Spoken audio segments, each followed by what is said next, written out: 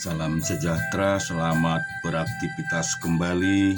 Biarlah kiranya hari ini jauh lebih baik daripada hari kemarin. Berkat Tuhan selalu berkelimpahan di dalam kehidupan kita. Kita baca firman Tuhan di Matius pasal yang ke-17.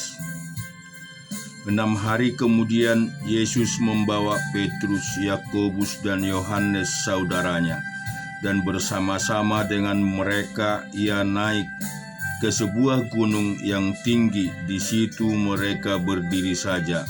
Lalu Yesus berubah rupa di depan mata mereka. Wajahnya bercahaya seperti matahari, dan pakaiannya menjadi putih bersinar seperti terang. Maka nampak kepada mereka Musa dan Elia sedang berbicara dengan dia. Kata Petrus kepada Yesus, "Tuhan, betapa bahagianya kami berada di tempat ini. Jika Engkau mau, biarlah kudirikan di sini 3 kemah, 1 untuk Engkau saja, untuk Musa, dan 1 untuk Elia." Dan tiba-tiba sedang ia berkata-kata, turunlah awan yang terang menaungi mereka, dan dari dalam awan itu terdengar suara yang berkata, "Inilah anak yang kukasihi, kepadanya lah aku berkenan, dengarkanlah dia." Mendengar itu tersungkurlah murid-muridnya, dan mereka sangat ketakutan. Lalu Yesus datang kepada mereka dan menyentuh mereka sambil berkata, "Berdirilah, jangan takut." Dan ketika mereka mengangkat kepala mereka, tidak melihat seorang pun kecuali Yesus seorang diri. Pada waktu mereka turun dari gunung itu, Yesus berpesan kepada mereka, "Jangan kamu ceritakan penglihatan itu kepada seorang pun sebelum Anak Manusia dibangkitkan dari antara orang mati." Lalu murid-muridnya bertanya kepadanya, "Kalau demikian, mengapa ahli-ahli Taurat berkata bahwa Elia harus datang dahulu?" Jawab Yesus, "Memang Elia akan datang dan memuliakan segala sesuatu. Dan aku berkata kepadamu, Elia sudah datang, tetapi apa orang tidak mengenal dia dan memperlakukannya menurut kehendak mereka, demikianlah juga Anak Manusia akan menderita oleh mereka." Pada waktu itu mengertilah murid-murid Yesus bahwa ia berbicara tentang Yohanes Pembaptis. Ketika Yesus dan murid-muridnya kembali kepada orang banyak itu, datanglah seorang mendapatkan Yesus dan menyembah. Katanya, "Tuhan, kasihanilah anakku. Ia sakit ayan dan sangat menderita. Ia sering jatuh ke dalam api dan juga sering ke dalam air. Aku sudah membawanya kepada murid-muridmu, tetapi mereka tidak dapat menyembuhkan." Maka kata Yesus, "Hai kamu angkatan yang tidak percaya dan yang sesat, berapa lama lagi aku harus tinggal di antara kamu? Berapa lama lagi aku harus sabar terhadap kamu? Bawalah anak itu kemari." Dengan keras Yesus menegur dia, lalu keluarlah setan itu daripadanya, dan anak itu pun sembuh seketika itu juga. Kemudian murid-murid Yesus datang, dan ketika mereka sendirian dengan dia, bertanyalah mereka, "Mengapa kami tidak dapat mengusir setan itu?" Ia berkata kepada mereka, "Karena kamu kurang percaya. Sebab aku berkata kepadamu,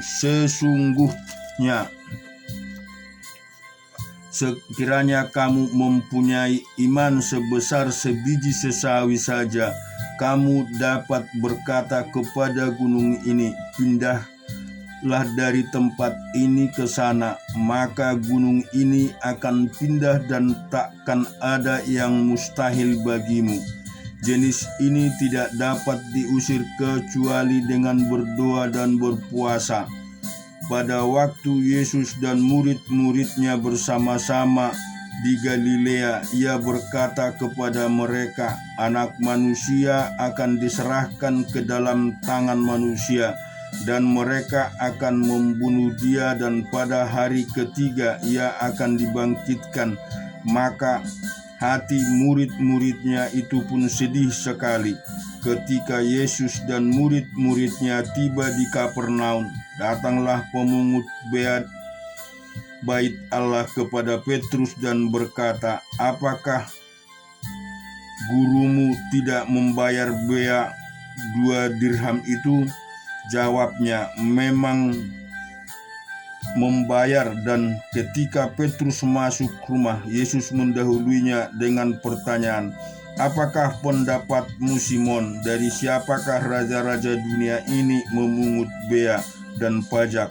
Dari rakyatnya atau dari orang asing? Jawab Petrus, dari orang asing. Maka kata Yesus kepadanya, Jadi bebaskanlah rakyatmu, tetapi supaya jangan kita menjadi batu sandungan bagi mereka, pergilah memancing ke danau, dan ikan pertama yang kau pancing, tangkaplah dan bukalah mulutnya.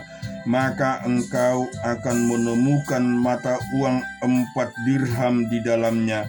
Ambillah itu dan bayarkanlah kepada mereka, bagiku dan bagimu juga. Kita akan membaca di 2 Tawarik pasal yang ke-8. Setelah lewat 20 tahun, selesailah Salomo mendirikan rumah Tuhan dan istananya sendiri. Maka Salomo memperkuat kota-kota yang diberikan Huram kepadanya dan menyuruh orang Israel menetap di sana. Lalu Salomo pergi ke Hamat Joba dan menaklukkannya.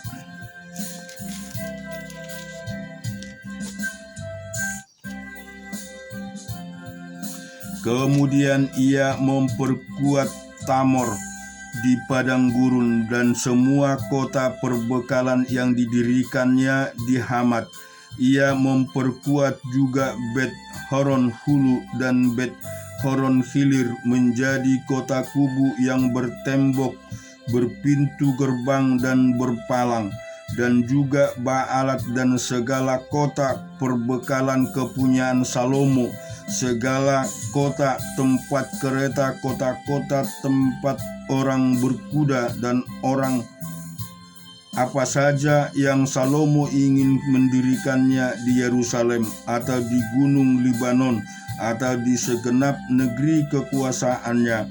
Semua orang yang masih tinggal dari orang Het, orang Amori, orang Peris, orang Hewi, dan orang Yebus yang tidak termasuk orang Israel, yakni keturunan bangsa-bangsa yang masih tinggal di negeri dan yang tidak dibinasakan oleh orang Israel. Merekalah yang dikerahkan Salomo untuk menjadi orang Rodi. Demikianlah mereka sampai hari ini. Tetapi orang Israel tidak ada yang dijadikan budak oleh Salomo untuk pekerjaannya, melainkan mereka menjadi prajurit atau perwira pasukan berkuda atau panglima atas pasukan kereta dan pasukan berkuda. Dan inilah pemimpin-pemimpin umum Raja Salomo dan ratusan 50 orang yang memerintah rakyat. Dan Salomo memindahkan anak Firaun dari kota Daud ke rumah yang didirikan baginya, karena katanya, tidak boleh seorang istriku tinggal dalam istana Daud, Raja Israel, karena tempat-tempat yang telah dimasuki tabut Tuhan adalah kudus. Lalu Salomo mempersembahkan korban-korban bakaran bagi Tuhan di atas mezbah Tuhan yang didirikan di depan bait suci, sesuai dengan apa yang menurut perintah Musa ditetapkan sebagai korban untuk setiap hari, yakni pada hari-hari Sabat, pada bulan-bulan baru, dan 3 kali setahun pada hari-hari raya, pada hari raya roti tidak beragi, pada hari raya 7 minggu, dan pada hari raya pondok daun. Dan menurut peraturan Daud ayahnya, ia menetapkan rombongan para imam dalam tugas jabatan mereka, dan orang-orang Lewi dalam tugas menyanyikan puji-pujian dan menyelenggarakan ibadah di hadapan para imam setiap hari menurut yang ditetapkan untuk hari itu, dan juga penunggu-penunggu pintu gerbang dalam rombongan mereka untuk setiap pintu gerbang, karena demikian perintah Daud abadi Allah. Mereka tidak menyimpang dari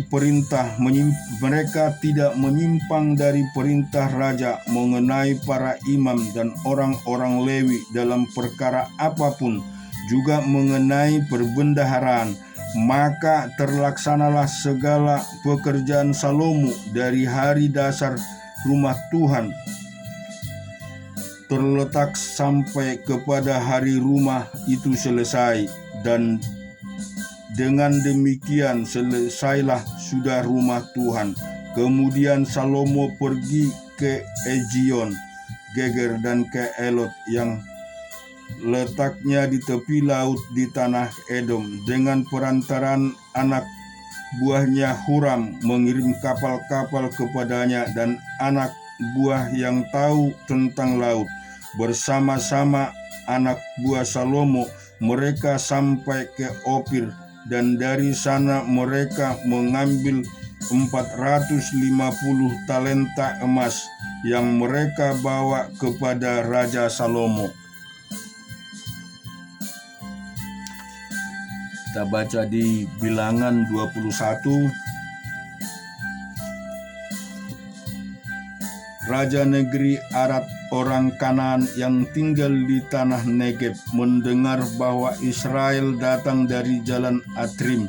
Lalu ia berperang melawan Israel, dan diangkutnya beberapa orang tawanan daripada mereka.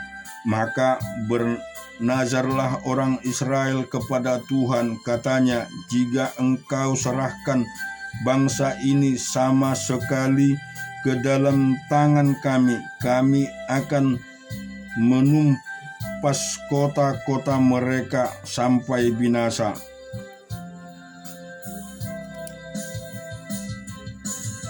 Tuhan mendengarkan permintaan orang Israel, lalu menyerahkan orang Kanaan itu. Kemudian orang itu dan kota-kota ditumpas sampai binasa.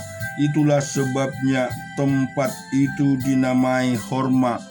Setelah mereka berangkat dari Gunung Hor, perjalanan ke arah Laut Teberau untuk berkeliling tanah Edom, maka bangsa itu tidak dapat lagi menahan hati di tengah kota, di tengah jalan. Lalu mereka berkata-kata melawan Allah dan Musa, mengapa kamu memimpin kami keluar dari Mesir supaya kami mati di padang gurun ini? Sebab di sini tidak ada roti dan tidak ada air, dan akan makan hambar ini kami telah muak. Lalu Tuhan menyuruh ular-ular tedung ke antara bangsa itu yang memagut mereka, sehingga banyak dari mereka orang Israel yang mati. Kemudian datanglah bangsa itu mendapatkan Musa dan berkata, kami telah berdosa sebab kami berkata-kata melawan Tuhan, dan engkau berdoalah kepada Tuhan supaya dijauhkannya ular-ular itu daripada kami. Lalu Musa berdoa untuk bangsa itu. Maka berfirmanlah Tuhan kepada Musa, buatlah ular tedung dan turunlah itu pada sebuah tiang. Maka setiap orang yang terpangut jika ia melihatnya akan tetap hidup. Lalu Musa membuat ular tembaga dan menaruhnya pada seluruh tiang. Maka jika seorang dipagut ular dan ia memandang kepada ular tembaga itu, tetaplah ia hidup. Kemudian berangkatlah orang Israel lalu berkemah di Obot. Berangkatlah mereka dari Obot lalu berkemah dekat reruntuhan di Abarim, di padang gurun yang di sebelah timur Moab. Dari situ berangkatlah mereka lalu berkemah di lembah Zeret. Dari situ berangkatlah mereka lalu berkemah di seberang sungai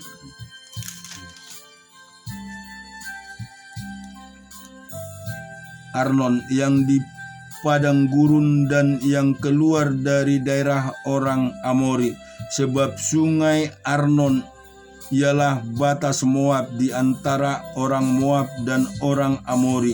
Itulah sebabnya dikatakan dalam kitab peperangan Tuhan Waib di Supa dan lembah-lembah ke sungai Arnon dan lereng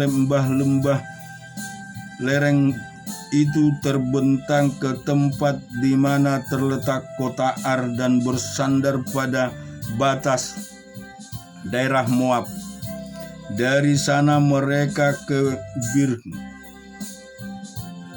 Inilah sumber di mana Tuhan berfirman kepada Musa, kumpulkanlah bangsa itu, maka aku akan memberikan air kepada mereka. Pada waktu itu orang Israel menyanyikan nyanyian itu, berbual-buallah hai sumur, mari kita bernyanyi-nyanyi berbalas-balasan, karena sumur yang digali oleh raja-raja, yang dikorek oleh kaum bangsawan di antara bangsa itu dengan tongkat-tongkat kerajaan, dengan tongkat-tongkat mereka, dan dari padang gurun mereka ke Matana, dari Matana ke Nahaniel, dari Nahaniel ke Bamot, dan Bamot ke lembah yang di daerah Moab dekat puncak gunung Pisa yang menghadap ke padang belantara. Kemudian orang Israel mengirim utusan kepada Sihon, raja orang Amori dengan pesan, izinkanlah kami melalui negerimu, kami tidak akan menyimpang masuk ke ladang-ladang dan kebun-kebun anggurmu, kami tidak akan minum air sumurmu. Di jalan besar saja kami akan berjalan sampai kami melalui batas daerahmu. Tetapi Sihon tidak mengizinkan orang Israel berjalan melalui daerahnya. Bahkan ia mengumpulkan seluruh laskarnya lalu keluar ke padang gurun menghadapi orang Israel. Dan sesampainya di Yahas peranglah ia melawan Israel, tetapi orang Israel mengalahkan dia dan mata pedang dan penduduk negerinya dari sungai Arnon sampai ke sungai Yabok, sampai kepada Bani Amon, sebab batas daerah Bani Amon itu kuat, dan orang Israel merebut segala kota itu. Lalu menetaplah mereka di segala kota-kota Amori, di Hesbon dan segala anak kotanya. Sebab Hesbon ialah kota kediaman Sihon, raja orang Amori. Raja ini tadinya berperang melawan raja Moab yang lalu dan merebut dari tangannya seluruh negerinya sampai ke sungai Arnon. Itulah sebabnya penyair-penyair berkata, datanglah ke Hesbon, baiklah dibangun dan baiklah diperkuat kota kediaman Sihon itu. Sebab api keluar dari Hesbon, nyala dari kota kediaman Sihon yang memakan habis Armoab, yang berkuasa atas bukit-bukit di sepanjang sungai Arnon. Celakalah engkau ya Moab, binasalah engkau ya bangsa Kamos. Ia membuat anak-anaknya lelaki menjadi orang-orang pelarian, dan anak-anaknya perempuan menjadi tawanan kepada Sihon raja orang Amori. Kita telah menembaki mereka. Hesibon binasa sampai ke Dibon, dan kita menanduskannya sampai ke Nopa, yang terbentang sampai ke Medeba. Demikian orang Israel diam di negeri orang Amori. Setelah Musa menyuruh orang mengintai kota Yaser, mereka merebut segala anak kota Yaser dan menghalau orang-orang Amori yang ada di situ. Kemudian berpalinglah mereka dan maju ke arah Basan. Lalu Og raja Basan beserta segala rakyatnya maju ke Erdei menjumpai mereka untuk berperang. Tetapi Tuhan berfirman kepada Musa, "Janganlah takut kepadanya, sebab aku menyerahkan dia dengan seluruh rakyatnya dan negerinya ke dalam tanganmu. Dan haruslah kau lakukan kepadanya seperti yang kau lakukan kepada Sihon, raja orang Amori yang diam di Hesibon." Maka mereka mengalahkan dia dan anak-anaknya dan seluruh rakyatnya, sehingga seorang pun dari mereka tidak ada yang dibiarkan terlepas. Lalu mereka menduduki negerinya. Kita baca di Kejadian 29.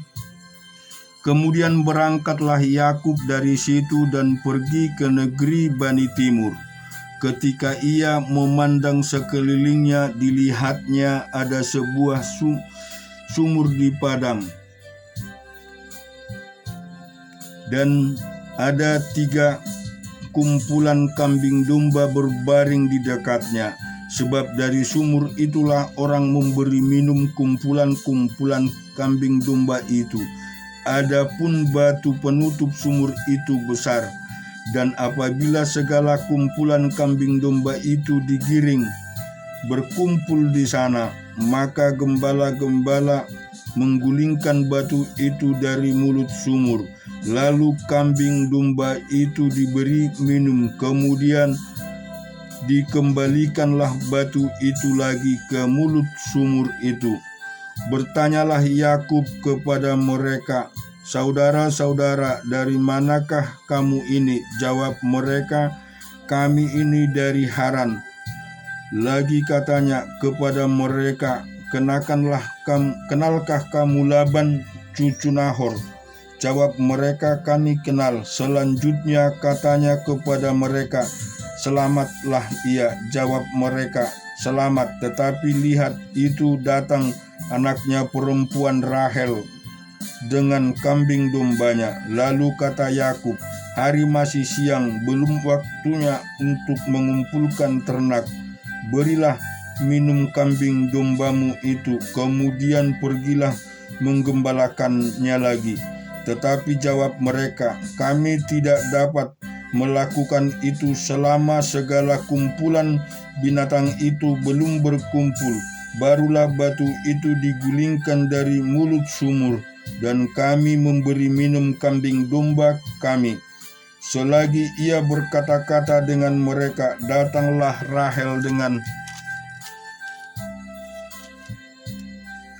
kambing domba ayahnya, sebab dia lagi yang menggembalakannya. Ketika Yakub melihat Rahel anak Laban saudara ibunya serta kambing domba Laban, ia datang mendekat, lalu menggulingkan batu itu dari mulut sumur dan memberi minum kambing domba itu. Kemudian Yakub mencium Rahel serta menangislah dengan suara keras.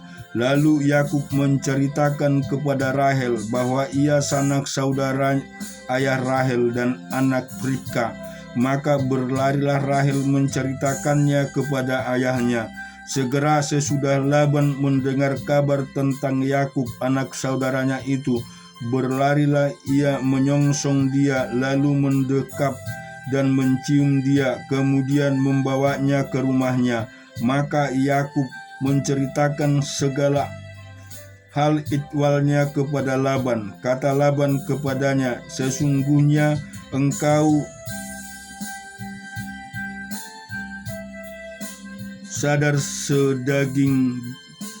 saudara sedaging dengan aku.